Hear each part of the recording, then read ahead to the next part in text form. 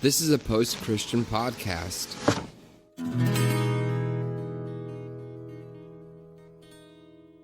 Welcome to the Revolution Church podcast. Welcome to Revolution Church's Meet Your Congregation.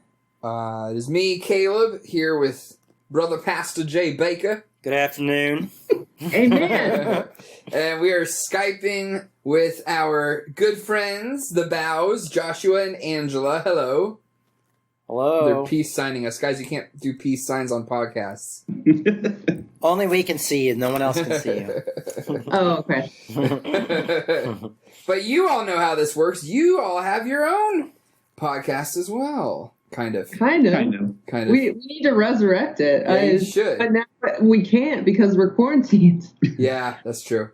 Well, I thought that would be a good little in to kind of introducing you guys on this show is because the show that I've helped you all with in the past, which I think is a really good idea, is your show called Out of the Attic, and you guys did a run on the show called Two Atheists Go to Church, where you two atheists go to churches and give them reviews, almost like you were reviewing like a movie or a new restaurant or something.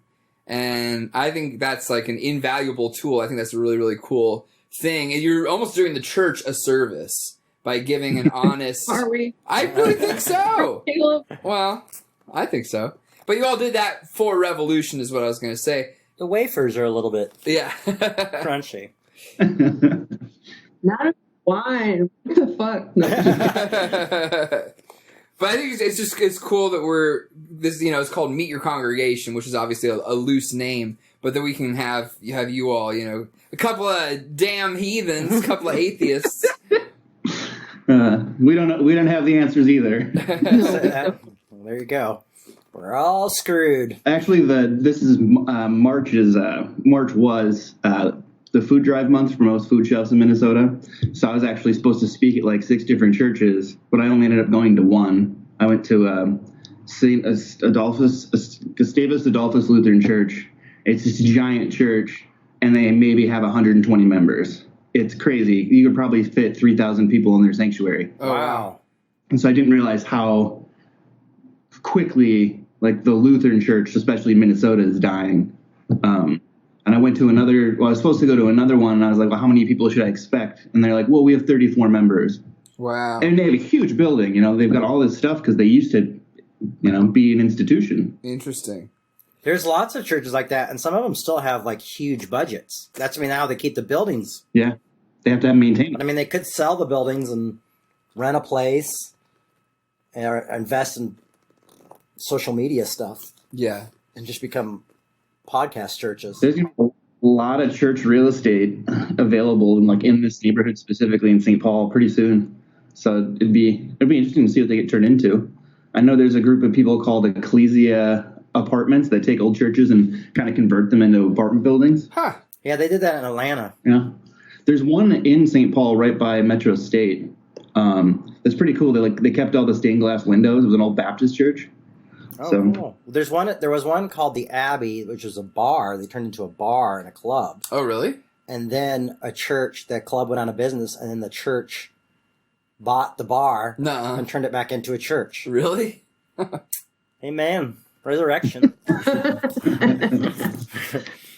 It was crazy. I was I've been listening to this podcast called Good Christian Fun, run by 2 comedians. One's Kevin Porter and, dang it, I can't remember the girl's name. But they were talking about, because they're based in LA, and like how many mega churches are out in LA. And it took me on a lunchtime deep dive into mega churches in the United States. And I didn't realize that Eaglebrook is like in the top 10. Oh, wow. And that's like the big mega church in Minnesota. And I was like, really? Like a Minnesotan church is like in the top 10 mega churches in the country. Wow. And it took me by surprise. I was like, holy crap. I didn't know that Eaglebrook had that big of a reach. I know they have like 8 different campuses or something, and we went to Eaglebrook. I think that was like one of our first episodes. Yeah. And it was so bizarre. Like, it was crazy. It was like what I think Hillsong churches are probably like total like rock show, like worship, and then like that was the one where the pastor wasn't even there, right? He was like a big like screen came down and he was like, "Hey video. Guys," and like I just kept thinking how funny it would have been if the power would have gone out. And like right in the middle of the sermon, he's like, "And now this is the most," and then like we'd just be sitting there staring at a blank screen. Like thousands and thousands of people would be staring at a blank screen, and I'm like, "This weirds me out." Yeah. What kind of magic? Get out of here! Get out of here! Yeah. What kind of magic do you have to be able to have like a church that size and video yourself in? Yeah. I mean, you got to be somewhat of a really amazing communicator to do that, I guess. That's insane. Well, that was crazy. The strange thing about that churches like that, they have to appeal to so many people that they don't stand for anything. Right. You know, like a church without a skeleton structure, because they basically, everything they say is so vague. And if you ever try to pin them down in anything, they're like, well, we don't know. So, because they don't really have anything that they stand for, which is, I think it's strange to me, because it feels like it should work the opposite way. The person who like has a strong stance for something that really believes in it, that people would flock to them and be like, well, I care about this too. Yeah. But it seems like in our society, it's turning into the opposite, where you have to be basically as non-threatening as possible, you know, and just be like straight down the middle on everything, you know, instead of standing for one thing or another. And it's funny because then those people who don't stand for anything are shitting on the people that really do stand for something, you know, being like, well, he's extreme, he's kind of crazy. But like, I don't know, I think people, especially in that that big of a, I don't know, community, they don't go on Sunday to learn things, you know what I mean? Like they go so the pastor can tell them, hey, you're doing a good job. Like, you know, were you nice to your neighbor this week? Yeah. Like, great. You know, they don't really go there to get like, it's not like a Bible college or something that's really deep theology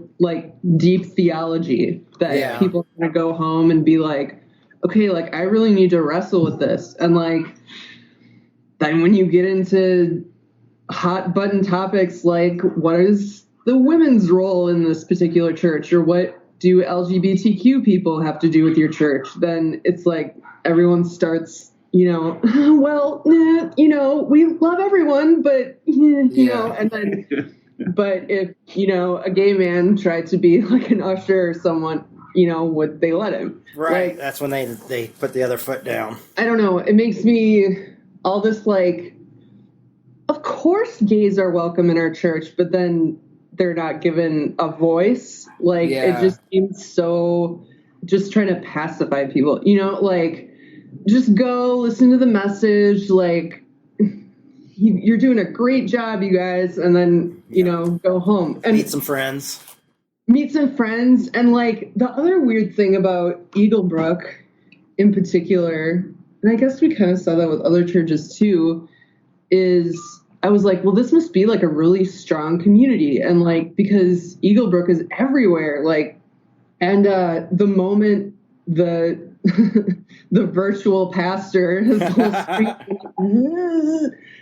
people were, it's like someone yelled fire and they just ran for the exits. And I was like, wait, what? Like, I was really shocked that people like weren't, there was nothing for them to congregate around. Okay. And so, like, they didn't hang out afterwards or were, like, talking to each other. Like, and there was no time during the service either where they're like, say hi to your neighbor or whatever. Like, the people sitting next to us, I had no clue who they were. And when I left, I didn't know who they were either. Right.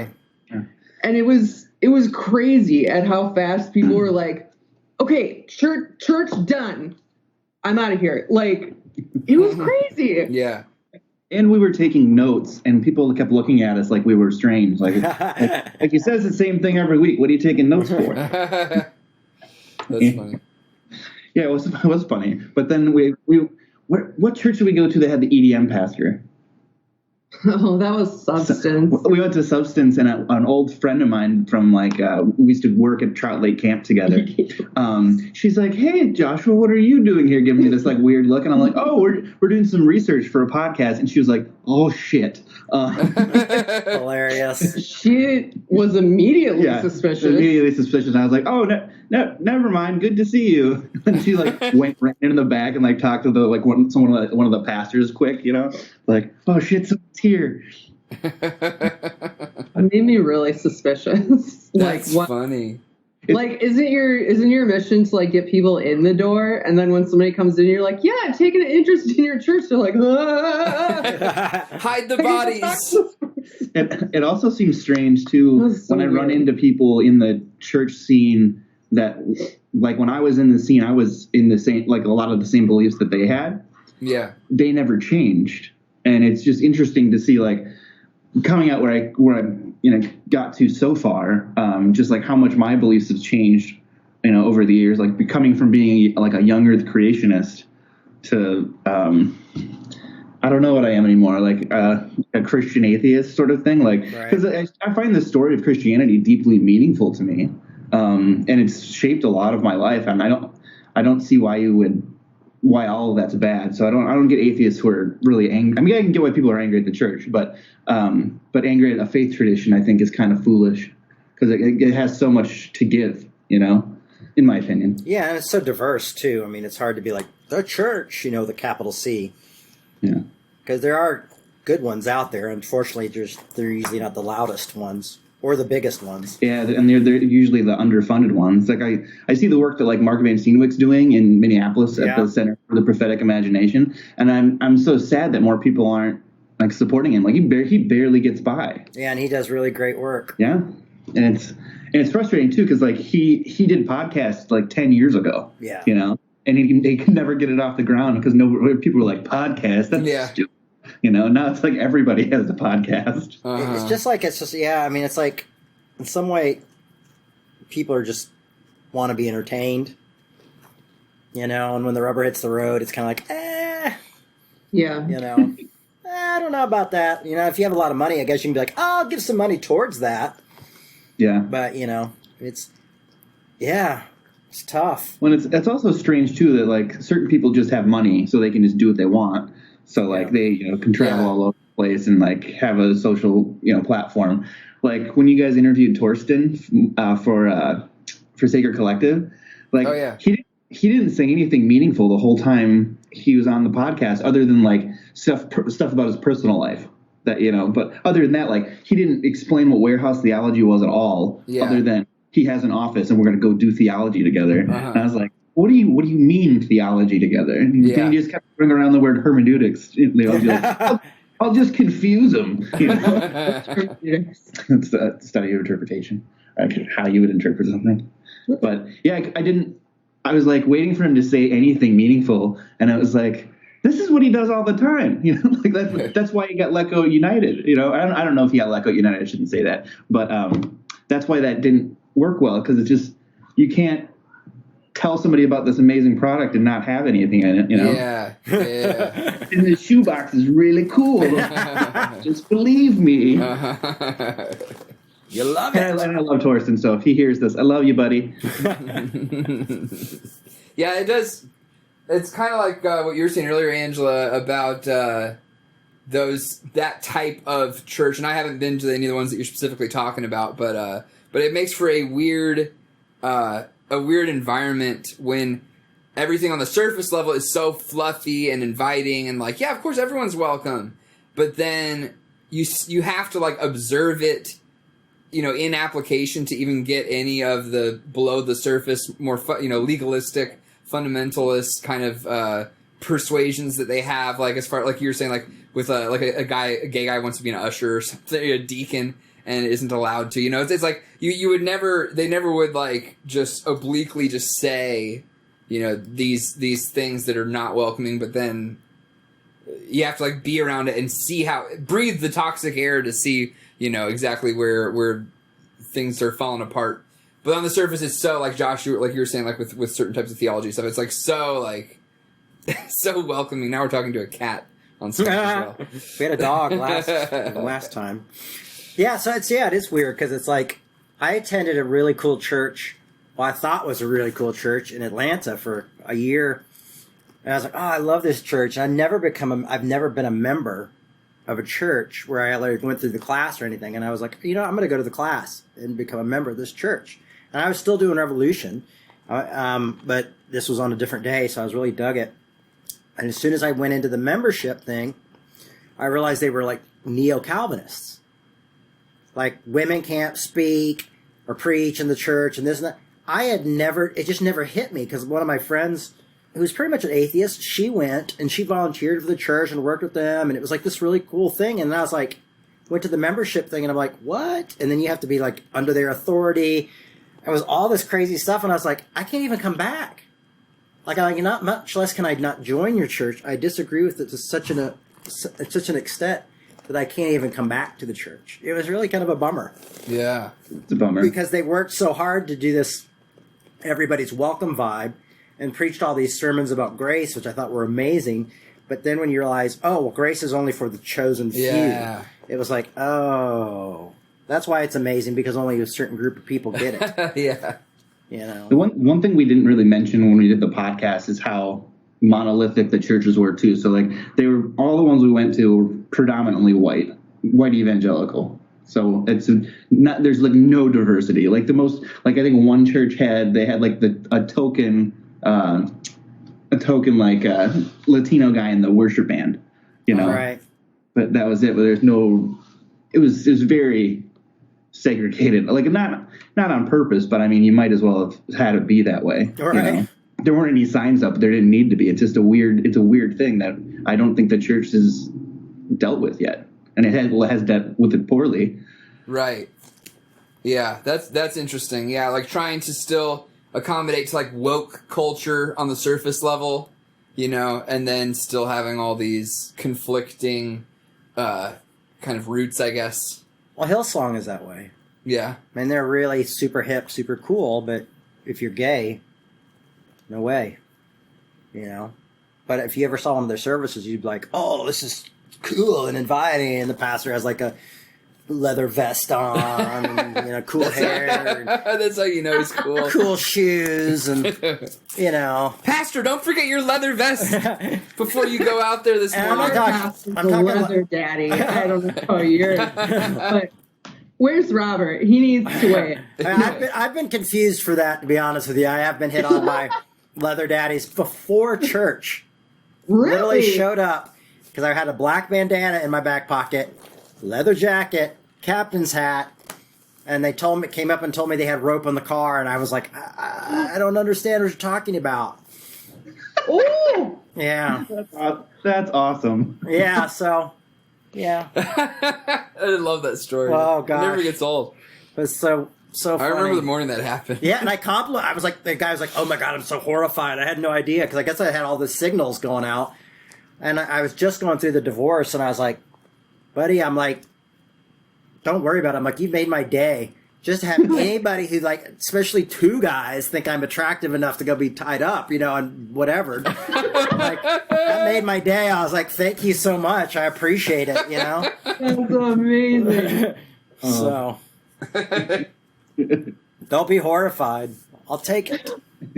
They just canceled Pride too, which is sad. That we always go to the Pride parade. Yeah. Yeah. They I think I found out today too that like all like the beaches are closed The through Minnesota August. beaches, Yeah. so the lakes. That's probably a good thing, though, because everybody's acting a fool. I know. Yeah, especially with the weather being nice, but I mean, I drove by a park yesterday, and it was packed, no. and nobody had masks on. And I was just like, does anybody see what's happening in New York right now? I mean, it's really awful. Yeah. Yeah. Yeah, we're essential workers, so we go to work at our food shelves, and as soon as we're done with actual distributing food, our boss is like, get out of here, go home. Yeah. So that's what we've been doing. We're lucky that we have an interesting house, so we have a lot of stuff to play with. Yeah, know? you do. Yeah. Lots of toys. And cats, yeah. Cats. Oh yeah, we should mention just to kind of tie things full circle, listeners of Revolution are probably somewhat familiar with Sacred Collective, and Sacred Collective started out in your all's house. Yeah. That's true. Full circle. That's when you used to always hear the police sirens in the background. Yeah, we recorded with that omnidirectional USB mic. Yeah. And everyone, whenever you touch the table, it would be booming. Remember, guys, stop touching I would always be like, stop touching the table. I can't edit out all your thuds and booms. And then didn't we have a guest who like specifically gestured with the table, Yeah. and he'd be like, and that's what the spirit's about. That's what and we're like, Yeah. Like exclusively every point he made had to be emphasized with a yeah, slap on he'd the have to, table. like, bang on the table. Yep. I like watching your face, Caleb, was so funny. When he was doing that. Like, Just making notes in my head. Oh, God. oh, You're like, no. why you just hit the mic? Just hit the mic. That's hilarious. Yeah. You got it back at you. Uh-huh. So, one of the things I think is interesting is you guys are great, and you're atheist, whatever. But you've come to Revolution a couple times. One time I never even spoke because I knew you were there, and I didn't want you to criticize my heavy Jesus sermon. I'm just kidding. I was broken into bits and didn't have anything for anybody. But you came again, and you guys actually come and see me speak before, too. And probably more so than anyone else in the congregation. Kind of weird. Just going to have to let God go in order to come see me. But no, I mean, it's, and you do, like, great work, and you don't do it so you can get to heaven. Working in food pantries. And John Caputo would say that's actually the kingdom of God when you're doing it without a belief system. But no, I think that's interesting that you're not angry, you're not just cut it all out. You still go to a church, you still attend churches. I mean, see people talk. You're talking to us right now about being, kind of loosely congregation members, I mean, it's pretty awesome. I think it's also funny that I for 5 days a week I'm physically in a church building. Yeah. Both of the pantries that I run, even though it's a secular organization, but we both run spaces within churches. And ironically, so at the Lutheran Church, we are their biggest source of income is the rent that our food shelf pays them. Wow. So that's how basically they keep their church going. Yeah. It's usually the other way around, so that's pretty interesting. Yeah. Yeah. But yeah, Merrick's a really interesting organization, but it's such a small nonprofit that you can really kind of do whatever you want. So it's really nice. I mean, really all I have to do is get the executive director's approval for something, and then I can pretty much run it however I want to. Yeah. And because it's not my first food shelf, I've seen other places, and so I'm not above trying to steal a good idea, from another place. Right. What do you think keeps you guys open to like Jesus-y stuff? I mean, sometimes for me, I feel like if I could kind of get over parts of my faith, I would just be completely done. Sure. Like for me, it's because I'm interested in it. I mean, I went to seminary. I've got a master's of arts and theological studies. Have an undergrad in biblical studies and theology, philosophy, and ancient Greek. So I still read theology books. I think they're interesting, but I'm also much more drawn towards people who take a stand. So like the Berrigans, for example. Like they stand out to me, or Bonhoeffer. Right. We actually just watched a Bonhoeffer documentary Oh, cool. a couple weeks ago that I'd watched previously because I had a whole course on him in seminary, which was just really, really interesting. I mean, and I think that's kind of what pulled me out of the belief aspect of it, is there are just so many people who didn't give a shit about what Jesus actually talked about. Right. For them, faith is primarily a matter of identity. It's not defining who they are in the way that you think that it would. Like Right. it's basically it's just a title. It's like being a Republican or a Democrat. Right. There's lots of gray area in there to be all kinds of things. Because they're gay Republicans. You wouldn't think so. Yeah. You I would automatically be like, I don't think you should do that, man. It's bad for you.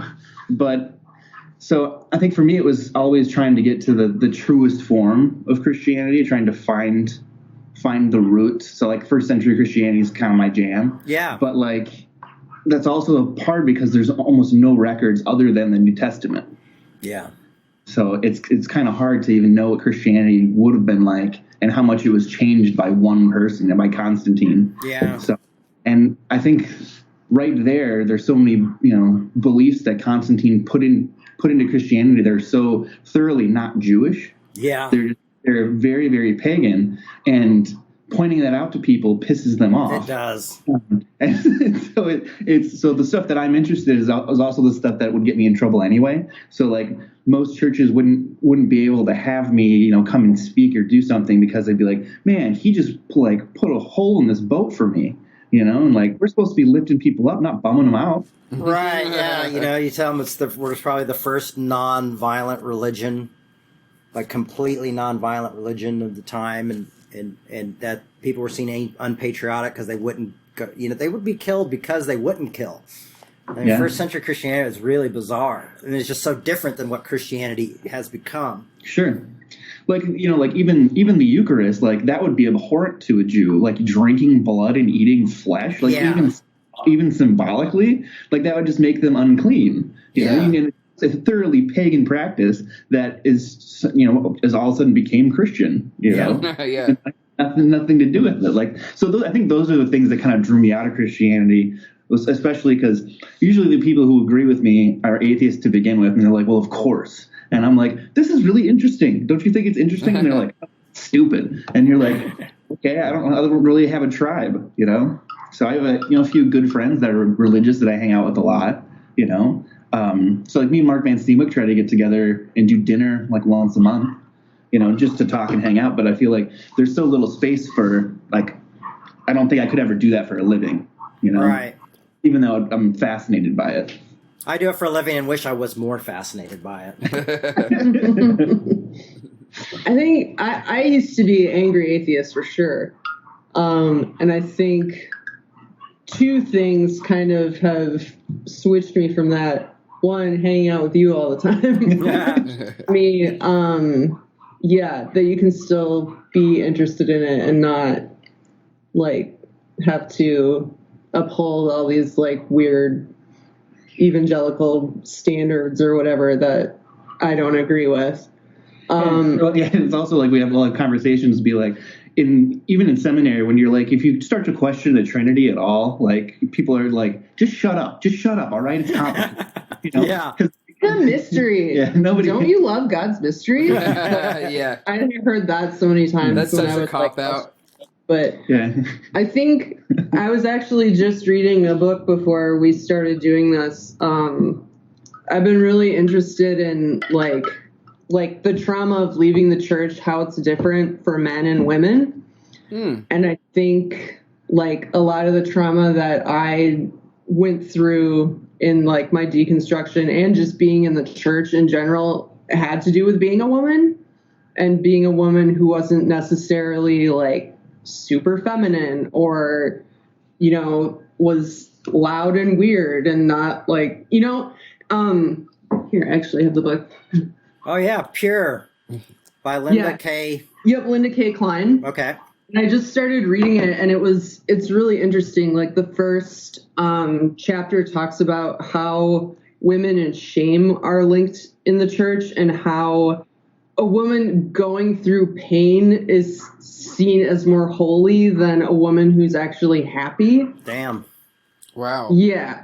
So if things are good and you're happy and loving life, it means you're not like you're living to surface level. Like a woman has to be, she has to be like this martyr almost. Like if you're not feeling enough pain, that you're not going deep enough in your faith, which like really resonated with me. And this girl like talked about like when she was growing up in the church, she developed early and then like all guys in the church were like, oh, you need to stop being so sexual. And like she couldn't help it. I mean, Right. She just went through puberty really early and started developing, her feelings and her body were changing. And she was like, I got so disrespected when I was happy and going through puberty, but then she ended up getting Crohn's disease. And so when she like re-entered the church and she had like lost all this weight and she had to have like one of those like bags that you attach to your, like they take your colon out and then they like put a bag on your intestines. Yeah. You know what I'm talking about? Like it just seems horrific and horrible. And she like, her blood pressure was so low, like when she'd sit up, she'd get dizzy or whatever. Man. But so she like went through it. And when she went back in the church, I mean, she was still like sick and frail. And she's like, I had never been treated nicer. Oh, yeah. Like people were like, oh, you're a strong warrior. I mean, like she got a bunch of attention. Her sexuality had been taken away because now everyone was focusing on this disease that she had. Yeah. And they were like looking at her as like, oh, this beautiful suffering woman, you know, such a strong woman of the Lord. Like, you know, she still stood strong in her faith, even with this medical problem. And like, she was like the contrast between me growing up healthy and developing and then being like, no, you know, guys are looking at you different. And but then when she got this disease, people saw her as like more pious. And it was crazy. Like reading that, Wow. I was like, yeah. Yeah, I mean, no wonder people don't want to be a part of that. I mean, I wouldn't want to be. I'm not a part of anything like that. Thank God. You know what I mean? It's like, Yeah. you know, you kind of, when you hear stuff like that, the anger makes a lot more sense. You know what I mean? It's like, Yeah. oh, that's why people are pissed off. Mm-hmm. It's not just that their youth pastor didn't give them an extra slice of pizza. You know, I mean, Right. they were not valued as human beings, you know, unless they were being tortured, you know, Yeah. or being used by the church or volunteering a insane amount of time, you know, and things like that. And I think also one thing that I took from like coming out of the church, like going through the heart of like the gospel and then coming out on the other side, was kind of like I never thought that any of my leaders would lie to me. But it wasn't that they were lying, it's that they were stupid. Yeah. Right. You know what I mean? They're like, they'd never thought about these things for themselves. So they were like, yeah, I heard about the Trinity, it's fine. And then I'm like, wait a minute, I'm going to read some books about this and see what happens. And then I'd be like, wow, my youth pastor was a dipshit. Like, he didn't know anything about the Bible. Right. You know, like, I know pastors that, like, they're still friends of mine from school, but they don't have degrees in, like, theology or, Right. you know, they've never read the whole Bible.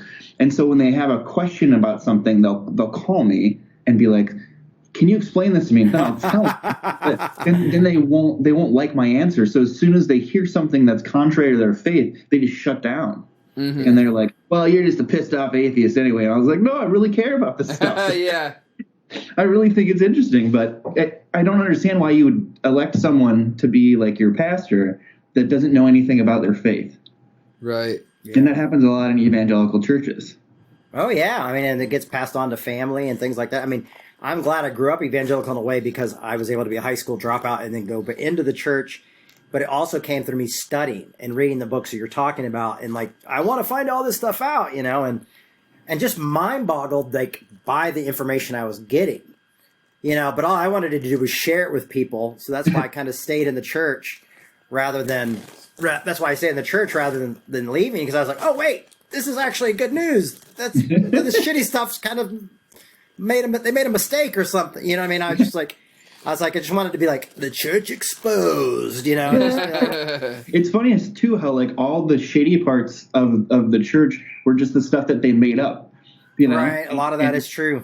And all the good stuff they don't care about, or they're like, well, like you talked about, you know, the nonviolence and refusing to, you know, take part in, you know, political organizations and like kind of being their own sort of, you know, society of taking care of each other. Like the community aspect of Christianity is one of the most fascinating parts of it, and one of the best things about it is being that, you know, the blessed community, or the like Bonhoeffer wrote, Sanctorum Communio, the, you know, communion of saints, like is the most interesting, most helpful thing about Christianity, I think.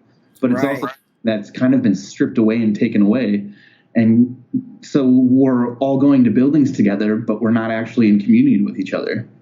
Yeah, and in any community, which is sad. I mean, I always want to think the church should be a part of a community and not the community itself. Sure. Otherwise it becomes real insular and crazy.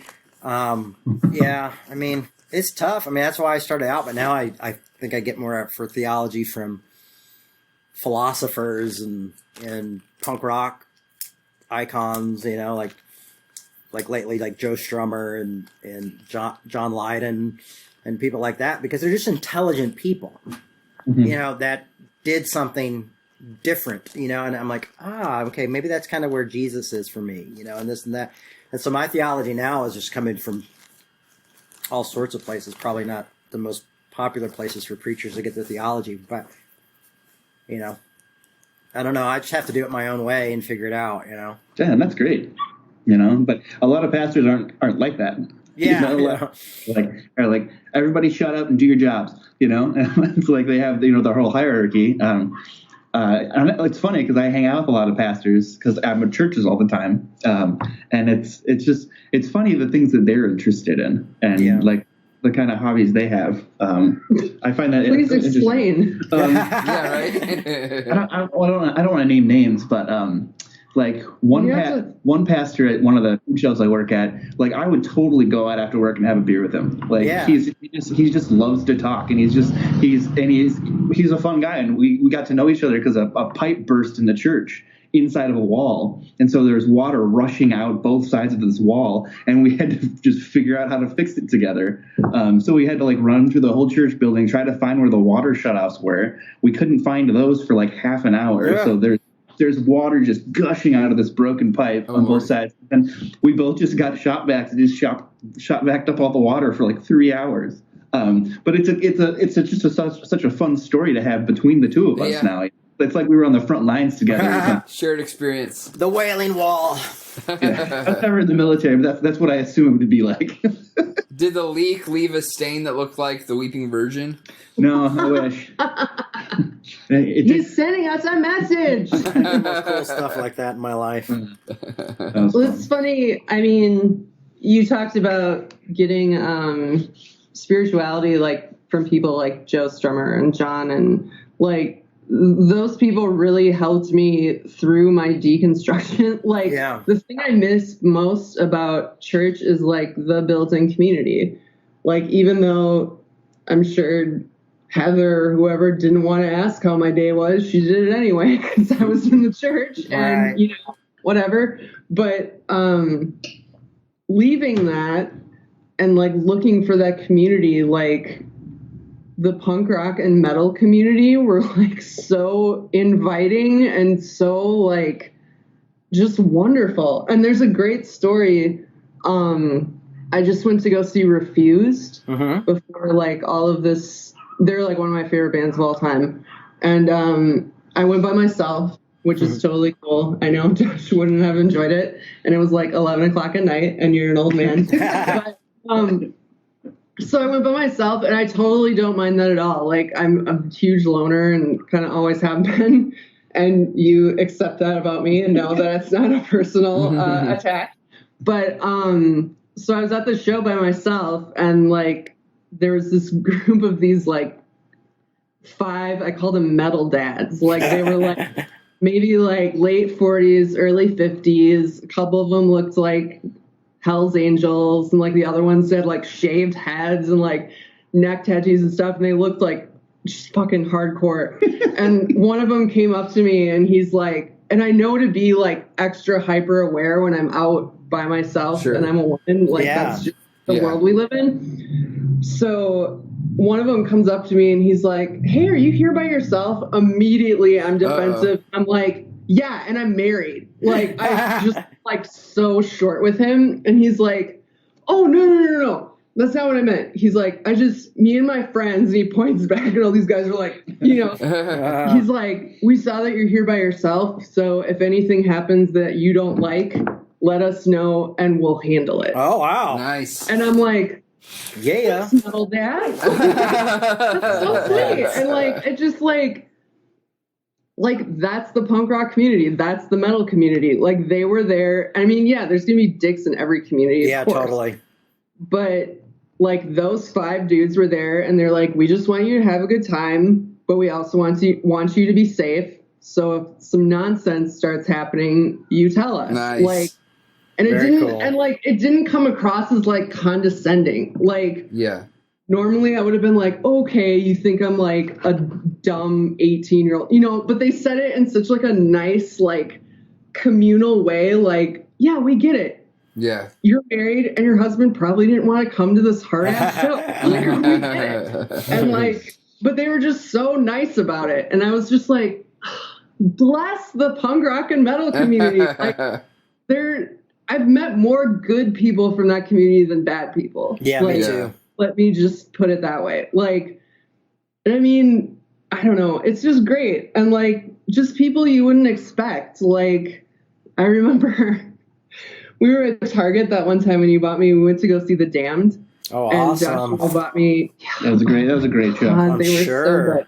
You actually went to that show with me, which was great. And Good call. Dave Banian is still like one of the most electric frontmen ever, and he's like 63, is still out there doing it. It's amazing. And I was wearing the Damned t-shirt when we were coming out of Target, and this like soccer mom is walking in, and she's like, oh, The Damned, I love them.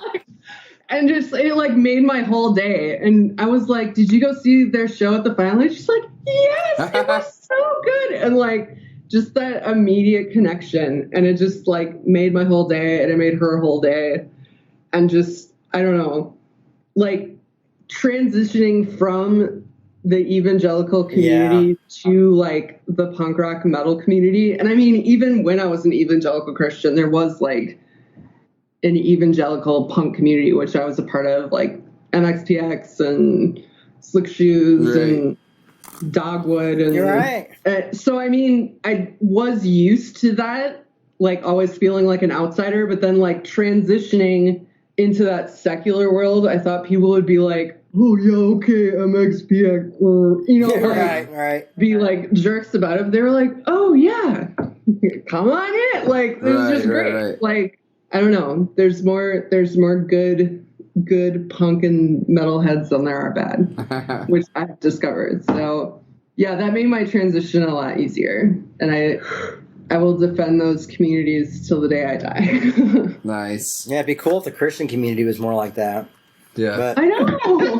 instead, it's like you're having to like figure out each other's theology and kind of test each other. Like, oh, so what do you think about this? Who'd you vote for? You know? Yeah, right. What kind of Christian are you? You know? It's crazy. Like, one of the other main reasons besides leaving the church was that my brother came out.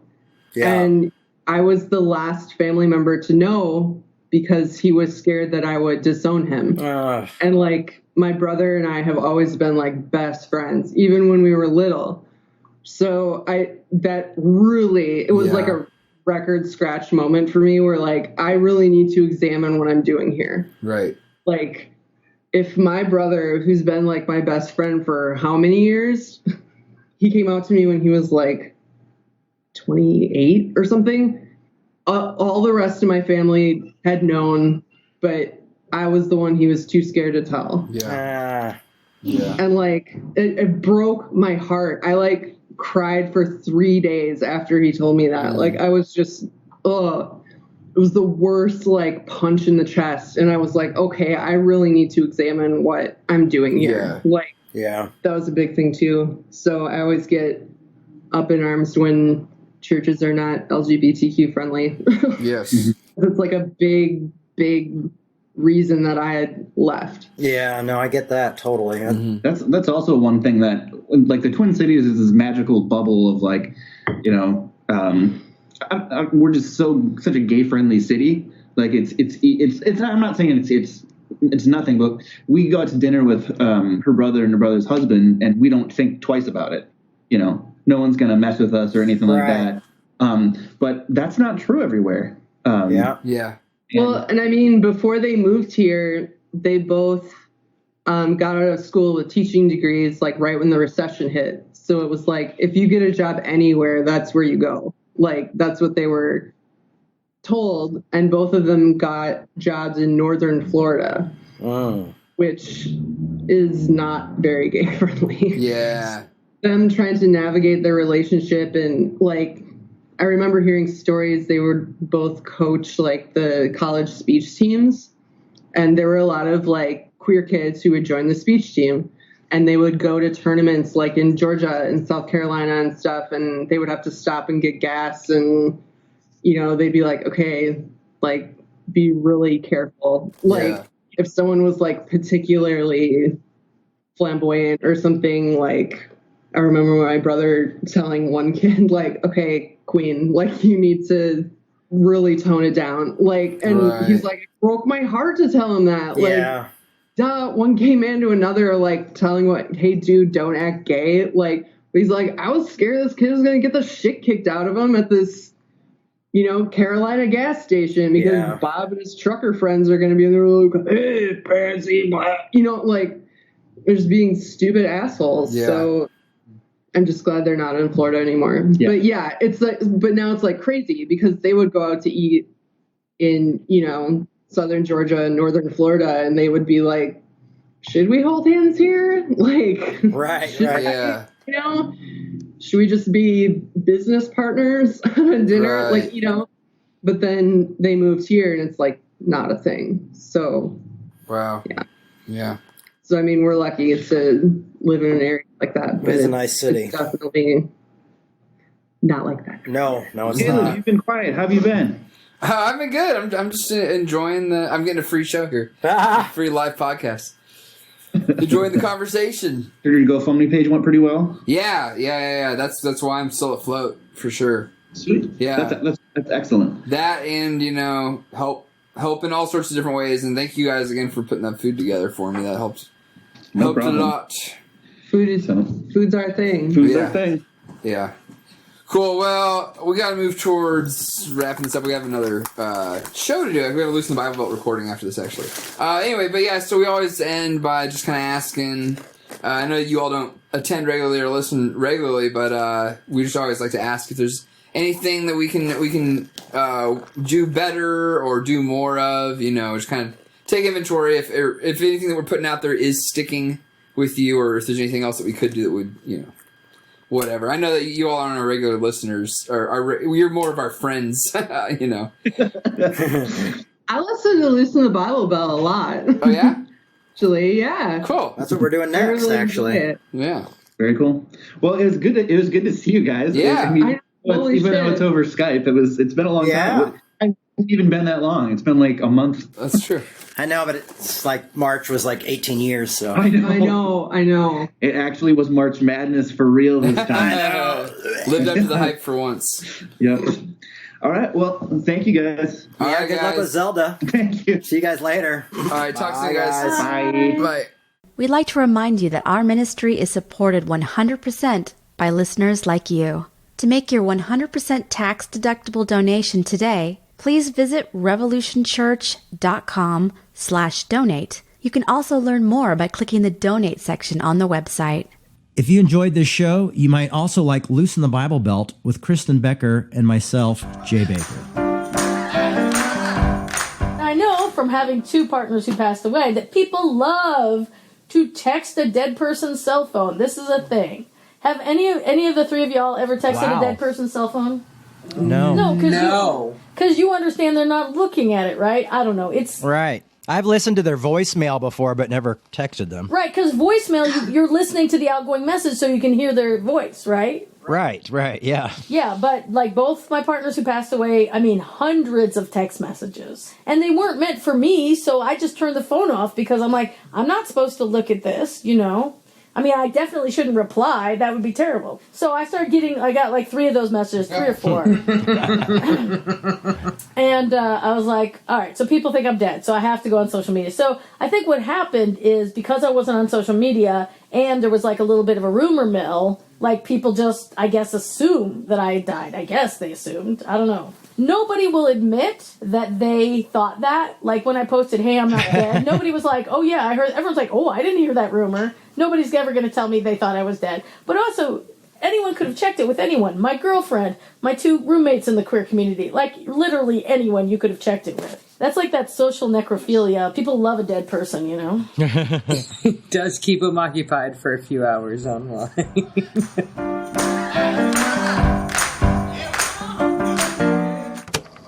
That was a post-Christian podcast.